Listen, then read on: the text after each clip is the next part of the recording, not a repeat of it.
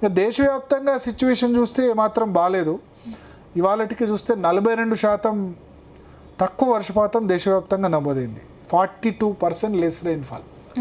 మనకేం చెప్పారంటే ప్రెడిక్షన్లో ఎల్నినో వల్ల 10% తక్కువ వర్షాలు పడతాయి సీజన్ మొత్తం మీద అన్నారు. ఎల్నినో అఫీషియల్గా నిన్న మొన్ననే డిక్లేర్ చేశారు. ఎల్నినో క్రైటీరియా మెట్ అయిందని చెప్పి మొదలు జపాన్ వాతావరణ సంస్థ చెప్పింది. బట్ నిన్న అన్ని మోడల్స్ అన్నీ కూడా ఎల్నినో అంటే ఏంది, పసిఫిక్ మహాసముద్రంలో టెంపరేచర్స్ 1 డిగ్రీ కంటే ఎక్కువ ఉండడం. పసిఫిక్ మహాసముద్రంలో ఉన్న టెంపరేచర్స్ 1 డిగ్రీ కంటే ఎక్కువ, సాధారణం కంటే 1 డిగ్రీ కంటే ఎక్కువ పెరగడాన్ని ఎల్నినో అంటారు. 2 degrees ఎక్కువ పెరిగితే సూపర్ ఎల్నినో. దానివల్ల ఏమవుతుందంటే అల్పపీడనాలు కానీ వాయుగుండాలు కానీ ఏర్పడవు. ఇప్పుడు ఈ సీజన్లో ఒక్క అల్పపీడనం కూడా లేదు. 22వ తేదీ నార్మల్గా ఈ పాటికి 1-2 అల్పపీడనాలు రావాలి. ఏదో వర్షం పడి పోతుంది అట్లా అంతే తప్ప అల్పపీడనాల వల్ల ఏంటంటే కన్సిస్టెంట్గా 2-3 రోజులు వర్షాలు, అసలు మీకు ముసురు వాన అంటాం కదా, ముసురు వర్షం లేదు ఇక్కడ.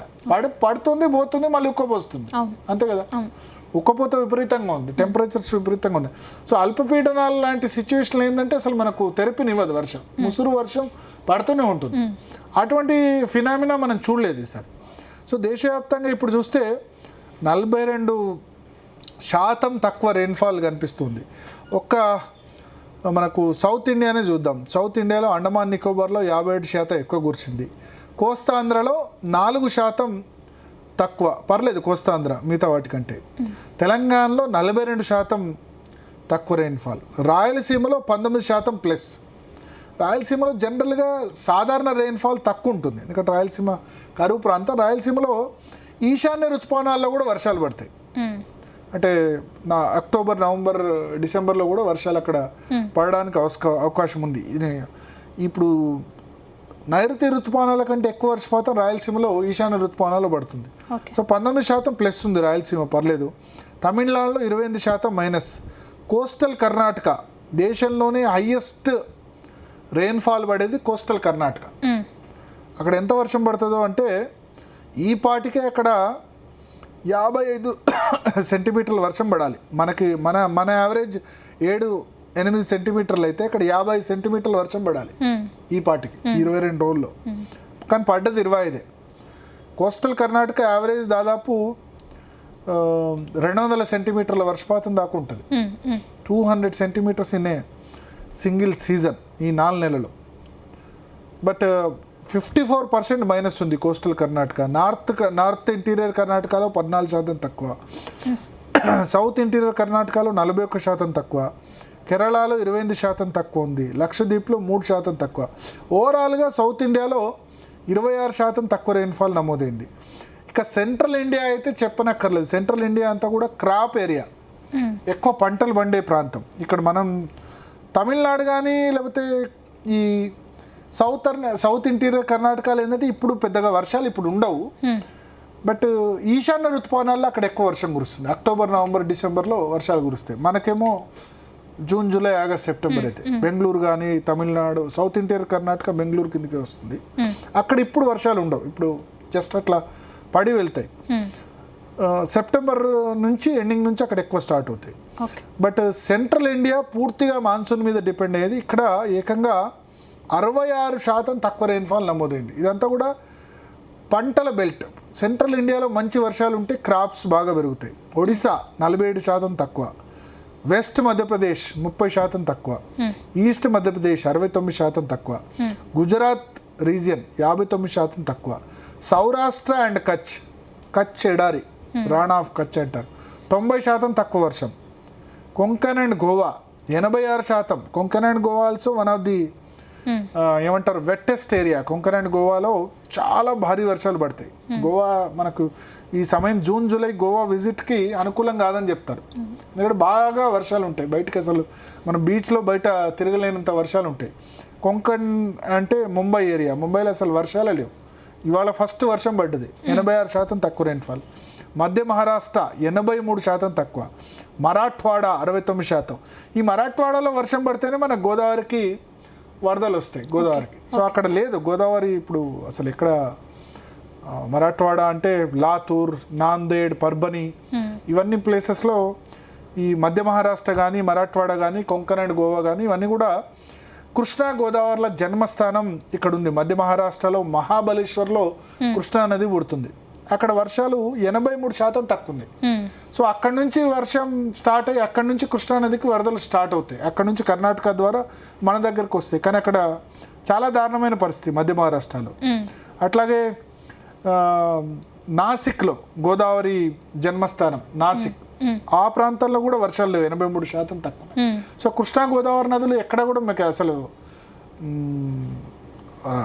ఎక్కడైతే వర్షం పడితే కృష్ణా గోదావరి నదులు ఉప్పొంగుతాయో అటువంటి పరిస్థితి లేదు ఇక్కడ. కృష్ణా నది జన్మస్థానం కానీ లేదా గోదావరి జన్మస్థానమైన నాసిక్, త్రయంబకేశ్వర్లో కానీ మహాబలేశ్వర్లో కానీ చాలా తక్కువ వర్షపాతం ఉంది. సో ఈసారి మనం ఇబ్బంది పంటలకి. విదర్భలో 80% తక్కువ. ఇవాళే ఫస్ట్ రెయిన్ పడుతుంది విదర్భలో. నిన్నటి వరకు హీట్ వేవ్స్ 40 డిగ్రీల సెంటీగ్రేడ్ జూన్ 22 తర్వాత కూడా విదర్భలో నమోదైన సిచ్యువేషన్. ఛత్తీస్గఢ్లో 67% తక్కువ. వరి పంట ఎక్కువ పండించే ప్రాంతాలు ఛత్తీస్గఢ్ కానీ, ఇంకా మహారాష్ట్రలోనే ఎక్కువ చెరుకు పండిస్తారు. చెరుకు కూడా వాటర్ ఎక్కువ కావాలి. సో ఈ క్రాప్ ఏరియా ఏదైతే ఉందో మధ్యప్రదేశ్ కానీ, ఒడిశా కానీ, గుజరాత్ రీజియన్ కానీ, గుజరాత్లో పత్తి ఎక్కువ పండిస్తారు. కొంకన్ అండ్ గోవా ఈ ప్రాంతాల్లో కాఫీ ప్లాంటేషన్ ఎక్కువ ఉంటుంది. మన కాఫీ తోటలు ఎక్కువ, ఎత్తైన ప్రాంతాల్లో కాఫీ ప్లాంటేషన్ ఎక్కువ ఉంటుంది. అక్కడ పరిస్థితి బాగాలేదు. మధ్య మహారాష్ట్ర, కృష్ణా గోదావరి, నర్మదా, ఎక్కడ కూడా కావేరి అంటే కర్ణాటక, తమిళనాడు, ఏ బేసిన్లో కూడా వర్షాలు లేవు. ఆల్మోస్ట్ సెంట్రల్ ఇండియాలో అయితే 66% తక్కువ రెయిన్ఫాల్. కానీ నార్త్ వెస్ట్ ఇండియా కొంచెం పర్లేదు. నార్త్ వెస్ట్ ఇండియాలో 12% తక్కువ రెయిన్ఫాల్, అది కూడా సాధారణం కాదు. ఇంకా అక్కడ ఋతుపవనాలే రాలేదు. ఈస్ట్ ఉత్తరప్రదేశ్లో 52% తక్కువ, వెస్ట్ ఉత్తరప్రదేశ్లో 15% తక్కువ, ఉత్తరాఖండ్లో 40%. ఉత్తరాఖండ్ నార్మల్గా చార్ధామ్ యాత్ర ఈ సమయంలో కేదార్నాథ్, బద్రీనాథ్, ఆ సమయంలో మనకు జూన్లో ఒకసారి గుర్తుంటుంది, ఉత్తరాఖండ్లో కేదార్నాథ్ కొట్టుకుపోయింది. కానీ ఇంకా అక్కడ ఋతుపవనాలే రాలేదు. సో కొంచెం లేట్గా ఉత్తరాఖండ్ రావడం వల్ల చార్ధామ్ యాత్రికులు మంచిగా దర్శనం అయితే చేసుకుంటున్నారు అక్కడ. ఎందుకంటే ఉత్తరాఖండ్ హెవీ రెయిన్ఫాల్ మళ్ళీ. కానీ ఇంతవరకు అక్కడ ఋతుపవనాలు ప్రవేశించకపోవడం వల్ల చార్ధామ్ యాత్రకు మాత్రం ఎటువంటి ఇబ్బంది కలగలేదు. చార్ధామ్ యాత్ర సమ్మర్లోనే చేసుకోవడానికి అవకాశం ఉంటుంది. వన్స్ వర్షాలు స్టార్ట్ అవుతే అక్కడికి వెళ్ళడానికి కూడా వీలు ఉండదు. ఎందుకంటే ల్యాండ్, కొండ చర్యలు విరిగి పడుతూ ఉంటాయి వెహికల్స్ మీద, దాని మీద. సో 40% తక్కువ రెయిన్ఫాల్. ఢిల్లీలో 3% ఎక్కువ వర్షం. పంజాబ్లో 30% తక్కువ వర్షపాతం. హిమాచల్ ప్రదేశ్లో 15% తక్కువ. జమ్మూ కాశ్మీర్లో 14% తక్కువ. వెస్ట్ రాజస్థాన్ ఇదంతా కూడా ఎడారి, థార్ ఎడారి ప్రాంతాల్లో మాత్రం 18% ఎక్కువ వర్షం కురిసింది. థార్ ఎడారి ప్రాంతాల్లో 2 సెంటీమీటర్ల వర్షం కురవాలి, 2.8 సెంటీమీటర్లు వర్షింది. అంటే ఈ సాధారణం అన్నది డిపెండ్ అవుతుంటుంది. ఇప్పుడు తెలంగాణలో సాధారణ వర్షపాతం 8 సెంటీమీటర్లు, కానీ అదే థార్ ఎడారిలో ఈ పాటికి సాధారణ వర్షపాతం 2 సెంటీమీటర్లే. చూడండి, మీరు అబ్జర్వ్ చేయండి. అదే రాయలసీమలో థార్ ఎడారి తర్వాత అత్యంత కరువు ప్రాంతం రాయలసీమలో 5 సెంటీమీటర్ల వర్షపాతం. అదే మీరు కొంకన్ అండ్ గోవాలో 41 సెంటీమీటర్ల వర్షపాతం ఈ పాటికి నమోదు. 2 సెంటీమీటర్ల సాధారణ వర్షపాతం థార్ ఎడారి, 41 సెంటీమీటర్లు గోవాలో. అంటే ఈ 20 రోజుల్లో అంటే ఎంత భారతదేశంలో ఒక్కో ప్రాంతంలో ఎంత డిఫరెన్స్ ఉంటుందో చూడండి. 41 సెంటీమీటర్లు కొంకన్ అండ్ గోవాలో కురవాలి. అదే థార్ ఎడారి ప్రాంతమైన వెస్ట్ రాజస్థాన్లో 2 సెంటీమీటర్లు కురిసినా సాధారణమే అక్కడ ఎక్కువ. అట్లాగే కోస్టల్ కర్ణాటకలో 55 సెంటీమీటర్ల వర్షం కురవాలి ఈ పాటికి, కానీ సగం కూడా కురవలేదు. సో అట్లా ఈస్ట్ రాజస్థాన్లో కొంత ప్లస్ ఉంది, 18% వెస్ట్ రాజస్థాన్లో ప్లస్, ఈస్ట్ రాజస్థాన్లో 60% ప్లస్ ఉంది. ఇంకా ఈస్ట్ అండ్ నార్త్ ఈస్ట్ ఇండియాలో ఎప్పుడు వరదలు వస్తుంటాయి. అస్సాం, మేఘాలయ అనగానే మనకు గుర్తొస్తుంది, పేరే మేఘాలయ అని పెట్టారు. మేఘాలు ఎప్పుడు ఉంటాయని చెప్పి. చిరపుంజి, మన చిన్నప్పుడు పుస్తకాల్లో చదువుకున్నాం. చిరపుంజి కానీ, మాసిన్ రామ్ కానీ, ఇవన్నీ కూడా హైయెస్ట్ ప్రపంచంలో ఎక్కువ వర్షం ఎక్కడ కురుస్తుందంటే చిరపుంజి అంటాం కదా. చిరపుంజిలో కూడా ఈసారి వర్షాలు లేవు. అస్సాం, మేఘాలయ రాష్ట్రంలో 50% తక్కువ వర్షాలు ఉన్నాయి. సో చిరపుంజిలో నిన్న 13 సెంటీమీటర్ల వర్షం పడ్డది ఒకటే రోజు. కానీ 13 సెంటీమీటర్లు కూడా చిరపుంజి తక్కువే. ప్రతిరోజు అక్కడ 25-30 సెంటీమీటర్లు పడాలి. సో చిరపుంజి, మాసిన్ రామ్ మనకు one of the highest in the world, ప్రపంచంలో అత్యధిక వర్షాలు పడే ప్రాంతం అంటారు. సో అక్కడ కూడా వర్షాలు లేవు, 50% తక్కువ పడ్డది. 13 సెంటీమీటర్లు పడ్డది. అరే 13 ఎక్కువ అని మనం అనుకుంటాం, కానీ అక్కడ 30-40 సెంటీమీటర్లు డైలీ పడాలి. ఎందుకంటే అక్కడ యావరేజ్ రెయిన్ఫాల్ సంవత్సరంలో 1200 సెంటీమీటర్లు. మన తెలంగాణలో యావరేజ్ రెయిన్ఫాల్ 80 సెంటీమీటర్లు అయితే మేఘాలయలో పేరే మేఘాలయ అని పెట్టారు, ఎందుకంటే మేఘాలు ఎప్పుడు ఉంటాయి కాబట్టి. 1200 సెంటీమీటర్లు వర్షం పడాలి అక్కడ. సో అటువంటి ప్రాంతాల్లో అస్సాం, మేఘాలయలో 50% తక్కువ. నాగాలాండ్, మణిపూర్, మిజోరాం, త్రిపురలో 47% తక్కువ. సబ్ హిమాలయన్ వెస్ట్ బెంగాల్ అండ్ సిక్కింలో 4% కొంచెం ఎక్కువ పడ్డాయి. వెస్ట్ బెంగాల్లో 8% లెస్. జార్ఖండ్లో ఏకంగా 69% తక్కువ ఉంది. బీహార్లో ఏకంగా 42%. సో ఎక్కడ కూడా ఈసారి మనం ఎక్కడ కూడా వరదలను చూడలే. ఫస్ట్ 20 రోజులు అయింది, ఎక్కడ వరదలు అయితే లేవు, కరువు పరిస్థితే కనిపిస్తుంది. ఈస్ట్ అండ్ నార్త్ ఈస్ట్ ఇండియాలో అయితే దాదాపు 41% తక్కువ రెయిన్ఫాల్. ఓవరాల్గా కంట్రీ రెయిన్ఫాల్ 42% నమోదైంది. ఇదే పరిస్థితి కంటిన్యూ అయితే జూన్ ఎండింగ్ కల్లా 50%, 50% లెస్ రెయిన్ఫాల్తో ఎండ్ చేసినా మనం ఆశ్చర్యలేదు. అది ఏమంటారు, 2014, 2015, 2009లో ఉన్న సూపర్ కరువును దృష్టికి తీసుకొచ్చే పరిస్థితి అయితే మనకు కనిపిస్తుంది. బట్ ఎక్సెప్షన్ ఏంటంటే తెలంగాణలో కొంచెం పర్లేదు. తెలంగాణ కానీ ఆంధ్రప్రదేశ్లో కానీ ఈ రాబోయే వారం రోజుల్లో కొంచెం హోప్ని ఇస్తుంది. ఇవాళ చూసుకుంటే మనం ఒకసారి కొమరం భీం, మంచిర్యాల, జగిత్యాల, ఆ తర్వాత జయశంకర్, భూపాలపల్లి, భద్రాద్రి కొత్తగూడెం ఈ ప్రాంతాల్లో మనకు రెయిన్స్ కనిపిస్తున్నాయి. ఇప్పుడు కూడా రెయిన్స్